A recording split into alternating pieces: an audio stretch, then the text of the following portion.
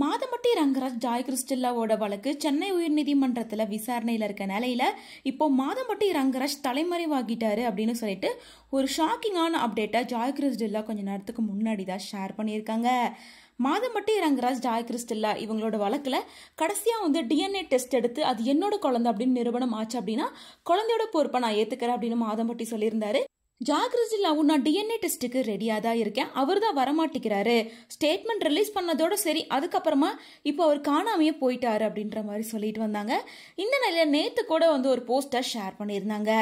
என்னோட மகன் பார்க்கறதுக்கு அப்படியே மாதம்பட்டி ரங்கராஜ் மாதிரியே இருக்கான், இதை நினச்சி நான் சந்தோஷப்படுறதா கவலைப்படுறதான்னு தெரியல, ஆனால் ஒரு பொண்ணுக்கு எல்லாரும் பார்க்க உன் கணவர் மாதிரியே உன் மகன் இருக்கான் அப்படின்னு சொல்லும்போது உள்ளுக்குள்ளே சந்தோஷமாக இருந்தாலும் வெளியில் அப்படிலாம் இல்லை அப்படின்ற மாதிரி தான் காட்டிப்பா அப்படின்னு ரொம்ப எமோஷ்னலாக ஒரு ஸ்டேட்மெண்ட்டை ஷேர் பண்ணியிருந்தாங்க.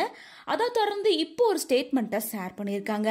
அதில் அவங்க என்ன சொல்லியிருக்காங்கன்னா, யாராவது சொல்லுங்க என் கணவர் மாதம்பட்டி ரங்கராஜ் எங்கே போயிட்டாருன்னு, அவரை ரொம்ப நாளாவே காணோம், அவரை பார்த்தா தயவு செஞ்சு டிஎன்ஏ டெஸ்ட்டுக்கு வர சொல்லுங்க, ஏன்னா இப்போ அவர் தலைமறைவாகிட்டாரு, 15 நாள் ஆச்சு டிஎன்ஏ டெஸ்ட் எடுக்க வரேன்னு சொல்லி ஒரு ஸ்டேட்மெண்ட்டை ரிலீஸ் பண்ணி இப்போ வரைக்கும் அதை பற்றி பேசாமல் இருக்காரு.